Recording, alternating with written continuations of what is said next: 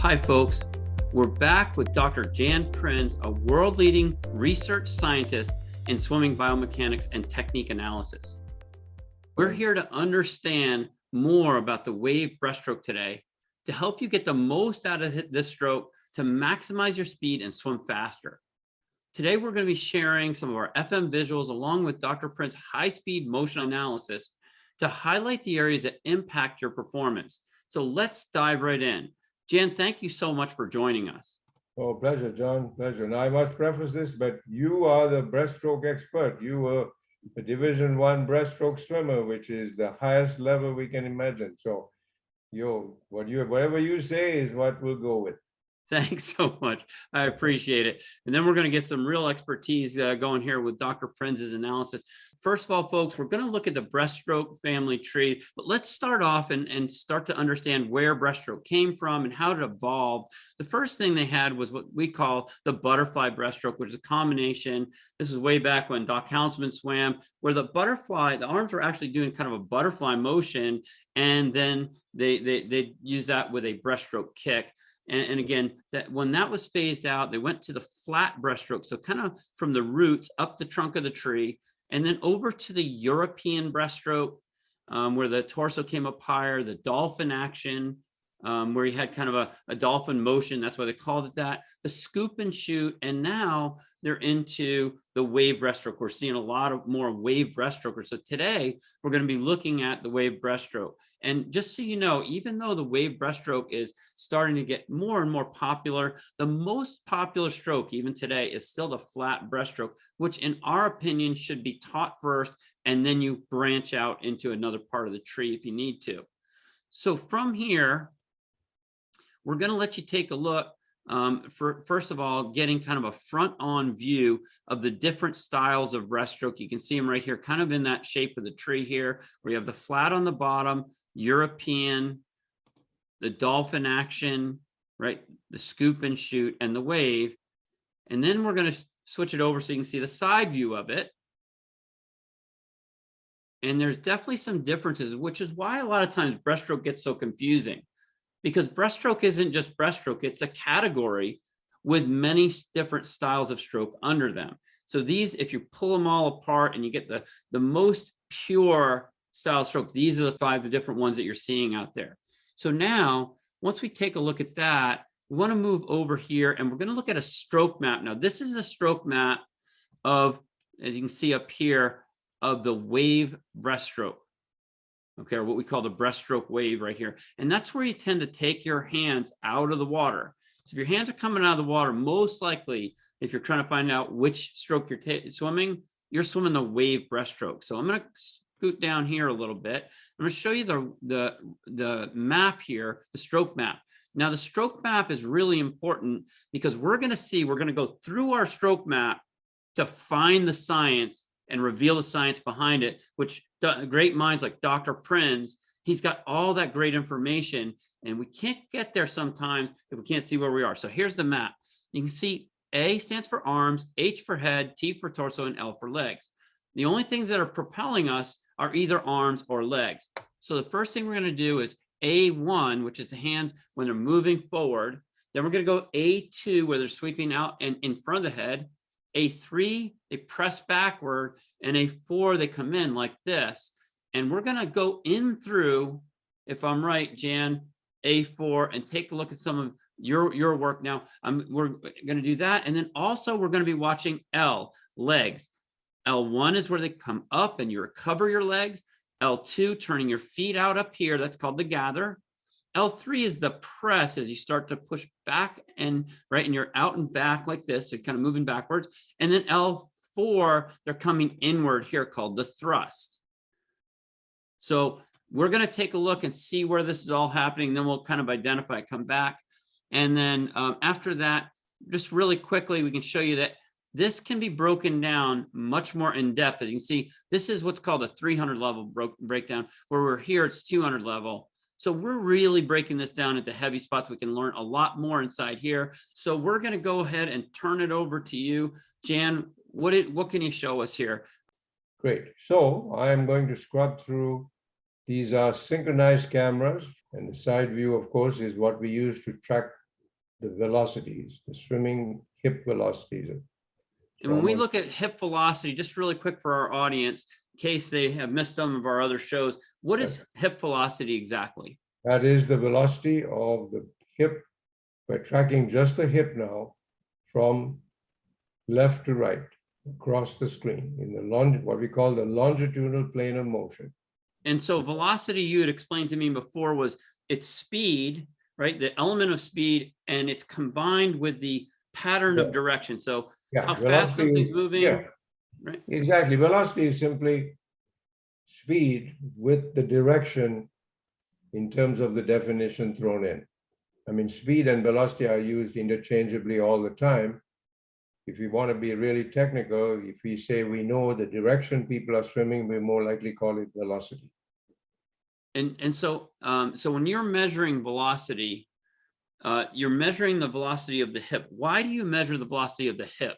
Because that's the most stable portion of the body. Everything else is pretty much moving. We want to see the swimmer, how the swimmer is performing from A to B. If you look at the arms and the shoulders and the feet, those are moving relative to the only fixed portion, which is the torso, and the hip is the most stable portion. Gotcha. Okay, so here we go. So folks, up here on the upper left, the swimmer is going to be coming straight onto you, right? The breaststroker. Down below, you're going to see the swimmer. Here comes the swimmer, and you can see it from underneath. And then over here, you're going to see the side view, which is where we're measuring that velocity. And it's all synchronized. So you can see, if you look at the top and the bottom on the left, you see it's exactly matching the hands as they go out. You can't see it from the side, but if you look at the top and the bottom left-hand view, you see the hands right there. Got it. And then they come in. Now, we see the bar traveling here, John, across the graph. Once the hip is visible, can you see the hip is right here? Can you see my mouse? Can you see my mouse pointing, John? Yes. And then you're measuring that light. Is that correct? Yeah, exactly. That's the computer picks up the contrast between the light and the dark, and so that point is the hip. And we that's have its target. Got it. Exactly. So here we go. So we have the legs coming up, and you can see the drop in velocity. It's very obvious. You see the resistance, the frontal resistance is tremendous as we draw the legs up. There's no way around it. But we think that the better breaststrokers bring their legs up and get back as fast as possible. And you see how much the speed plummets. When we looked at 6 or 7 elite breaststrokers, the drop in velocity between the peak and here was almost 86%. Wow. And is that's caused by some of the resistance as well as lack of propulsion, right? Yeah, you got to bring your legs up. There's no way around the breaststroke. And you can see this view here as we see the camera. We're looking at the swimmer coming towards us. You see how much resistance there is. And then you can see it from the side. As the swimmer comes further, we'll see it more. All right, so now we have the kick. Here we go. And the kick is the maximum power generated from the kick is right here. So what portion would you call this? This is L3. Can you go back just a little bit, Jan? And so we're going to go back to what's called L2. Go ahead a little farther back. Right here where you're putting your feet out. So you've recovered your feet. Now you're kind of turning them out. That's going to be what we call L2, which is you're reaching out. We call it the gather, where you're gathering your pressure field, which we'll see in just a moment. Very good. And then the legs move backward. And one of the things that I always noticed when I was swimming is I got more out of L3 than I did out of L4. And right here, this is, and you could see on the chart, the increase in speed right there is amazing. Exactly. And so the peak then in velocity, and then it stays, is right between here, what you see L3, and right there, L4. Got it. And then L4 comes in. So now the legs will start moving in. Exactly. And what we're noticing during that time, he's not pulling at all. Correct. Right? So we're seeing, can you keep moving it forward till he gets to the end of L4 there? And he's already started to pull a little bit, but we'll notice the propulsion on the legs have stopped. Correct. Now watch this amazing thing that Jan was showing me. Ready? Go ahead, Jan. Here he comes, he's starting to pick up, and the peak velocity is right here in the last portion of what you call the press, right there. Right. So the arms, the body's riding fast from that kick. And then all of a sudden now you get a more propulsion from those arms, so that it's kind of like, first of all, you got the residual movement, right? And then you've got now this extra. So right here, the in sweep, what you call the press, is where we generate the highest velocity. So it's very easy to see. You see the velocity right there. Yep, that's for us, that's the thrust. So A3 would be the press back here, and then A4, the thrust as you come in like this. Exactly. And your pressure pads are perfectly aligned with what we see here. Now, if you look over to the upper right, there's a red bar that's going up and down, Right. right? And it says hip X. Yes. And that's actually measuring how fast it, look at all that. Can you go just move that back just a little bit, and you can see this red bar. You see it goes. Look at the speed of that. It's basically measuring the speed of the car here. There it goes, and then it stays, and then you get this massive surge right here on the press. And it's almost like in the next motion that occurs from there, Jan, is like somebody stepped on the brakes of the car. Exactly, and that all comes because there's no propulsion. The hands have finished doing what it's doing, and the legs are coming up, increasing the frontal resistance. So look at that. Right. And you can see the picture even clearer in this stroke of how much the knees are drawn up from the bottom of the pool. From the side, it's very clear, and that's the drop. And there's no way around it in breaststroke. The way to get around it, we think, is to not dilly-dally with when you draw your legs up. You got to do it as quickly as possible and start your kick back. Yeah, you're never going to get away from the resistance. No, you've got to have that. But the thing, I think the secret is not to do it too lazily, too slow. And right. That's why Adam Peaty, if you look at how the rate at which he draws his legs up and back, it's way, way higher than most breaststrokers. Let's see how he turns his feet out here on this. You see how, right there. Look at that. There it is. That's where you can get that pressure feel. So on the leg that is lower to the screen here, you can see that the foot is turned out more than on the one that's on upper. Right, and these are the idiosyncrasies of all swimmers. This guy is a Division I swimmer, breaststroker from Italy. Right. And, I think those are the subtleties that a coach can catch. And he'll get more pressure on that one foot, and therefore he'll be able to move forward more normally, unless he turns that other foot out. Correct. And that's where the coaching comes in, and watching carefully what's going on. We're just showing you one swimmer that we filmed. This is absolutely amazing. When you can see the science, you can understand, right, that where you are in that. It's phenomenal what you're seeing. So this lays it out really clearly what to do. Let's hop back, and I'll share my screen for a second. Right. Okay, so we're going to jump back in here. We're going to look really quickly. So we saw that in A4, that was where the most thrust came, because number one, you've got the propulsion that you're still riding from that kick, and then you're adding to it with this amazing thrust that you get in here. And that's called sculling, which we may do a little bit more on in another one of these shows. But if you look down here, so you can understand sculling, because a lot of people don't understand sculling. If you look down here, that massive propulsion came from L3 here. And that was a big one. L4 was propulsive, and it maintained that speed, but L3 really got you moving forward. That was that big hike, and then that next big hike came from those arms coming through here in A4. So let's go ahead and move on here, and we can see the pressure field. This is the swimmer coming straight on, and they're over here in A4, which is that inward scull that we're talking about. Look at the thrust, and that's the place.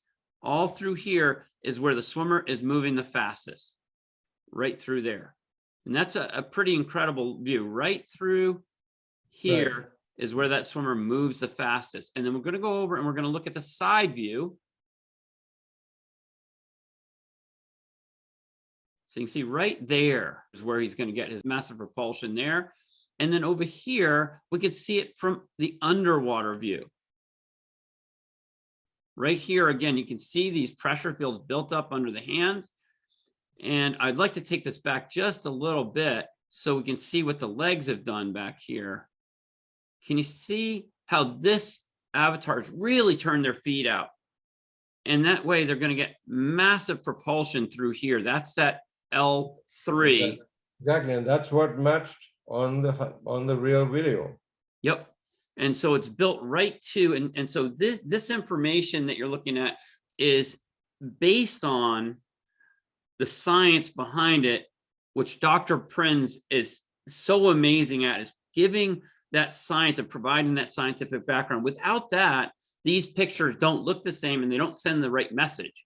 But with that, it makes all the difference. Well, John, what's interesting is you and I did this independently, and now when we show the combination, it matches exactly. So I always tell people, we didn't invent this stuff, we're just interpreting it. That's right. Now, really quick, because that is such an important point that you're making right there, is that we're interpreting it. So when you look at it, and when you're looking at real science coming in, and there's a big difference between having numbers and charts and graphs. And first of all, collecting data properly, not just any data, but the actual collection of data. How important is that to what you do, Dr. Prins? Well, you can't get what we show you in the graph and the numbers without the computer interpreting this correctly. And that's why you mentioned that the field of, it's just one stroke in this case, because that's the calibration frame, the size of the calibration frame. We could put the swimmer further away, but then you won't be able to see as clearly what the hands and the feet are doing. Right.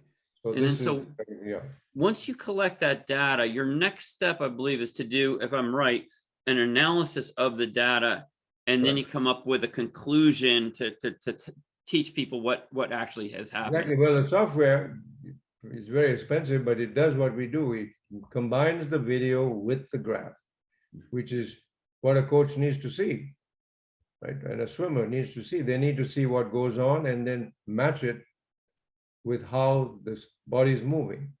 And so when you synchronize everything, it's very, very efficient, very effective. And Jen, you're the head of the Journal of Swimming Research. You got 2 boards on there. And it's absolutely amazing that the amount of science that goes through you folks, and right, the job that you do for the swimming community, that a lot of times behind the scenes that people don't know is happening.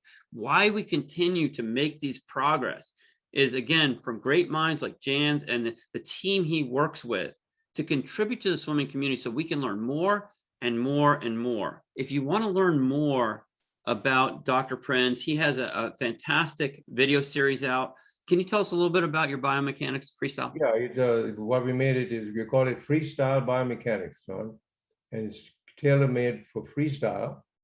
And we did that because there's so many there's triathletes, master swimmers, recreation swimmers, and then our regular competitive swimmers. Freestyle is the major stroke that we use. And so, folks, if you're interested in looking at it, it's a fantastic series.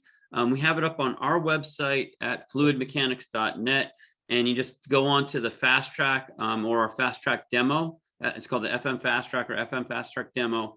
And you can go in there and you can get this series. It's very inexpensive and it's absolutely phenomenal. It's great.